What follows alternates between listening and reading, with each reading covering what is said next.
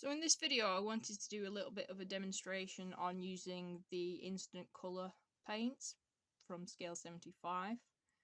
So this was part of a Kickstarter and there was a variety of different packs which you could get, and I went for the Revive Potion, which is predominantly skin tones, but you could use them for other things as well, especially the darker colours like the blues and the greens. So I'll be doing a demonstration on some miniatures. I'll be using some Zombicide ones, because ideally these paints are supposed to be for getting miniatures ready for tabletop quickly, or batch painting, which I could see being really helpful when doing boxed board games like Zombicide or Mansions of Madness, etc. But you could use them for any other painting, such as like Warhammer or D&D or whatever like that. So they're supposed to rival a little bit of Games Workshop Citadel contrast paints in that regard. So let's get started. So I'm going to go through each of the paints, just paint over some of the skin and some of the material, the cloth on these miniatures. I've just primed them in white, because ideally when I'm using Citadel contrast paints, I paint them over white. Okay, so make sure if you do get these paints, shake them very well, because otherwise they're watery. And they do come with a ball bearing inside, which is really helpful as well. So we're just going to put these straight onto the miniatures without any water or any other additives like mediums. So we're going to go with the Phoenix Feather. I've used this one before and I really like this colour. So this is more of like a dark reddish flesh tone.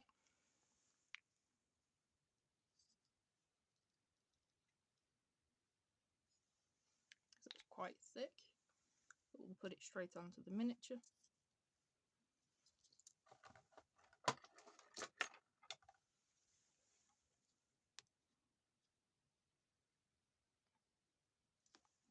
So we're just going to go for this miniature here.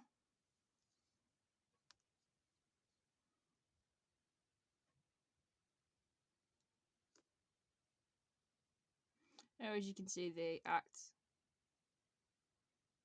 a little bit like Games Workshop's contrast paints. However, I find these to be a little bit more watery. They're not as claggy or as thick as Games Workshop ones, which I tend to have to water down. But if you wanted to, you could water these down as well. But even after one coat, that's pretty good coverage. It's gone into the recesses, but still left some paint on the surface as well. But you could see you could just paint the miniature like that and leave it, or if you wanted to, you could paint a little bit over the top as well. That's quite a nice one, the Phoenix Flame. Right, so for the next one, we are going to be painting with the human flesh. Now this is more like a natural, just a general Caucasian pinky kind of skin tone, as you can see there.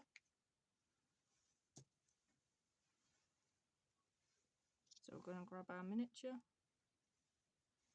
I'm going to paint it over a similar model, just so we can compare this a little bit better. Now this is a lot paler than the last one.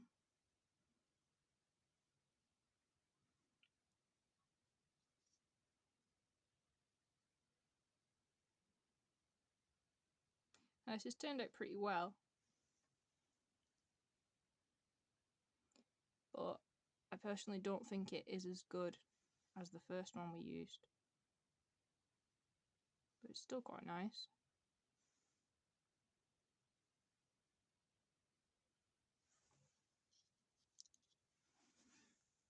Next we're going to go for the Phoenix Egg. Now this is like a very pale skin tone.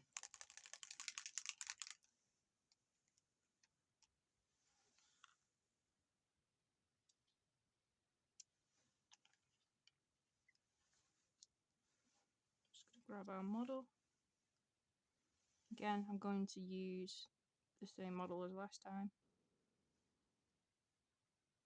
just to compare and contrast.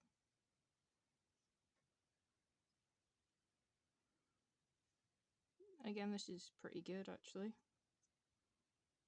But as I mentioned before, ideally you really need to shake these paints up.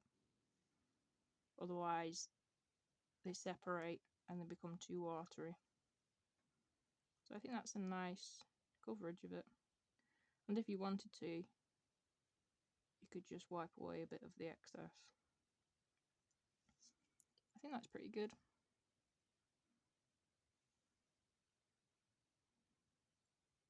It's turned out pretty well. So up to now, I really like these. Especially like the first one, the Phoenix Flesh one. And that's a nice dark, rich tone, and I could probably use that as a wash as well. So moving away from the paler skin tones, we're going to go into the greens, I think, next, and then finish with the darker colours. So we're going to go for zombie skin, which is rather apt with us painting zombies. So put some of that on there. We shall pick some of the goth zombies, as they're called. Put this over his flesh.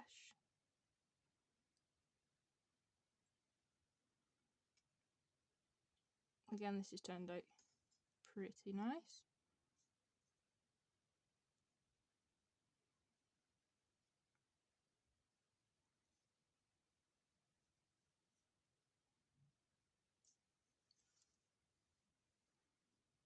And what I'll do is I'll just put a little bit on his cape as well, just to show you. Well, that's not a cape, it's a jacket. Let's see how this looks.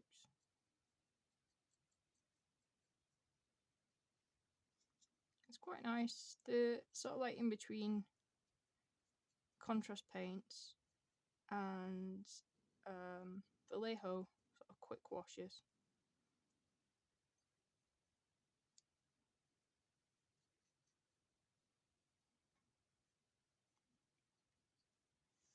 So you can see it on the flesh. You can also see it on the jacket as well. Alright, it's like a base for other colours as well. So the next one we're going to be using is the Undead Dragon. Sorry, just knocking everything over.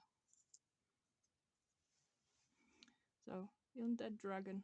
This is like a kind of a grey, pale flesh kind of colour. Ideally, again, for zombies, skeletons, or undead type of monsters. So we're going to try this on one of the goth zombies again.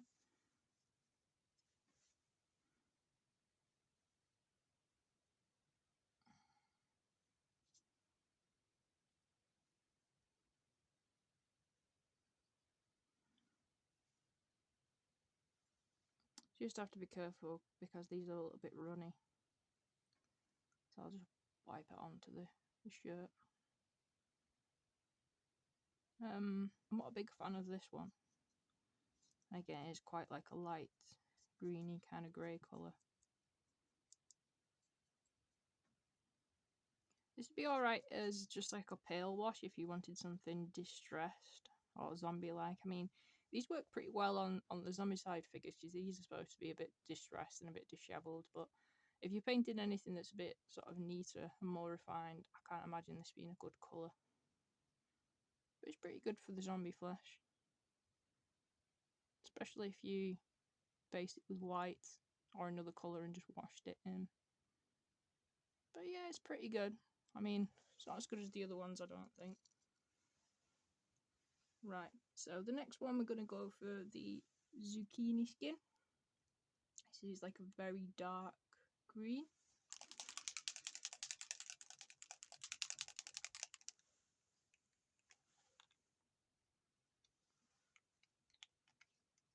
Dark greeny grey.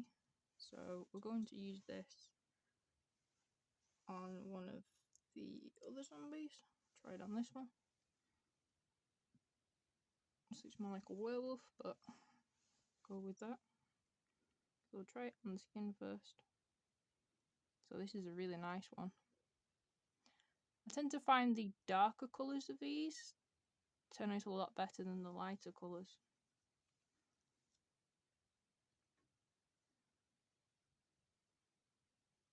Yeah, I think this one's nice.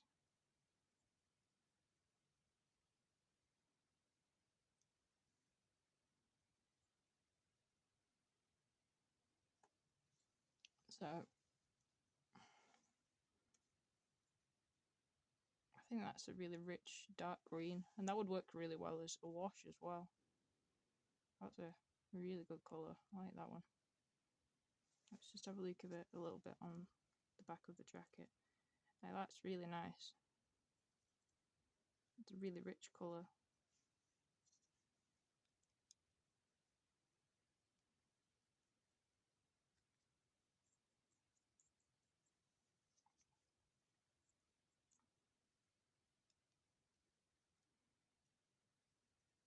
And even after one coat, it's covered it pretty well.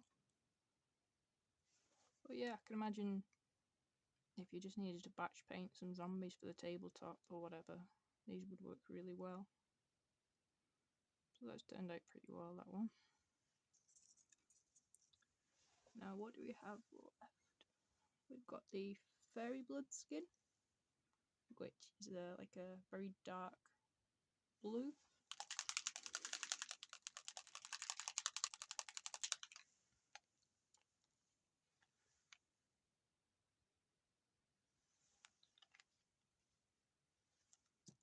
And you can see why I picked the flesh tone one, because there's a good different range of colours to use. So let's try this fairy blood one on this one. I'll try it on the skin first, and then I'm going to try on the cape.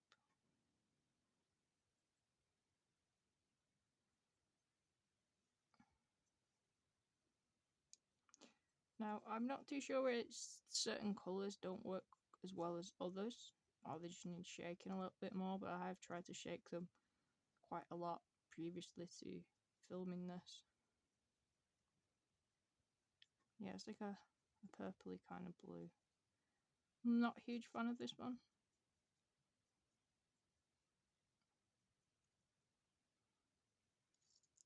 But I can see it working quite well as a wash. If we just go over it a little bit. It's not too bad, but I think it sits in the recesses more than on the surface. Now let's just try our last one out, which is our dead flesh, which is like a black, a very dark kind of brown, smoky browny grey.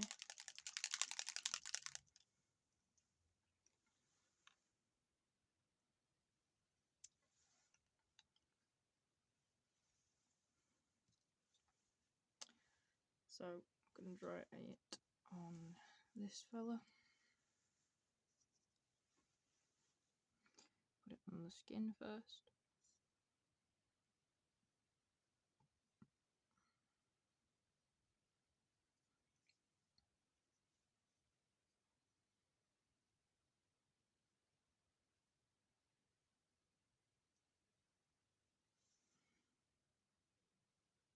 So I really like this one.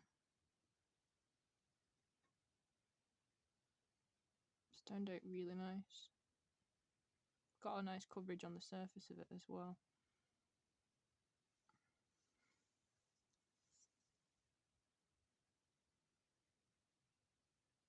And I could see this working really well as a base coverage for like a cloth.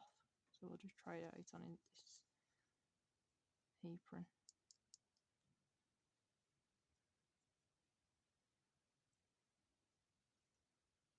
Yeah, I really like this one. I can imagine this being good for armour as well, or weapons. Yeah, it's an unusual colour.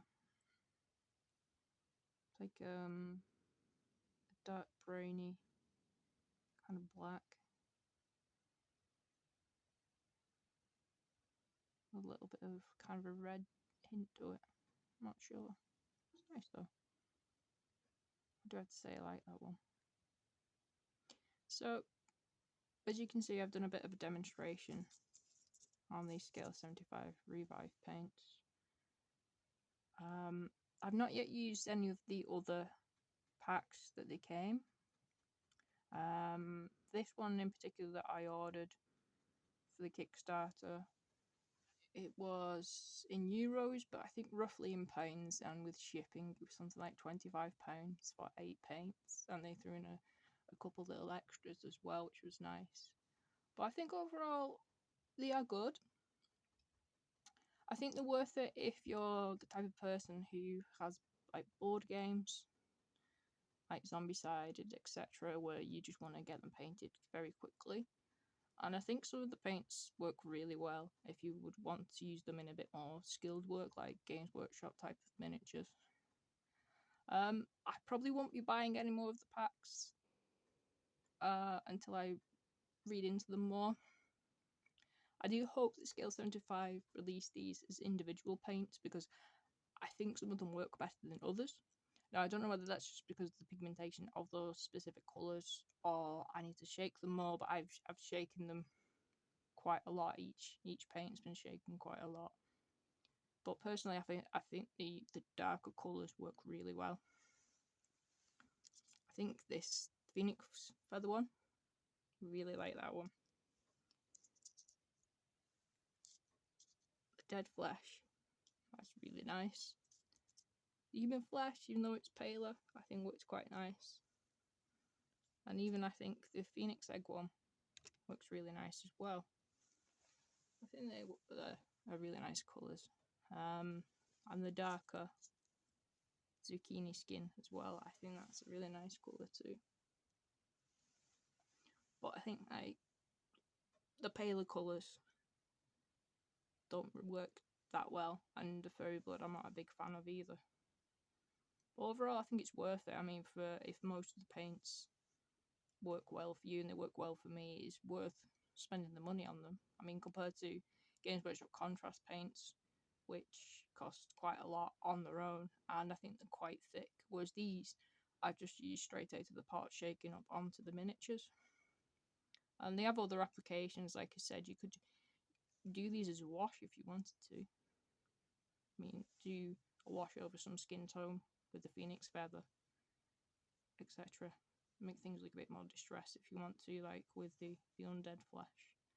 So yeah, if you want to give these a go, if you've got the money to spend and you want to get miniatures painted out quickly, then I do recommend getting these. I think they're fun to work with, but like I said, I will likely just be buying individual ones of these if they do bring them out in the future. Alright, thank you for watching.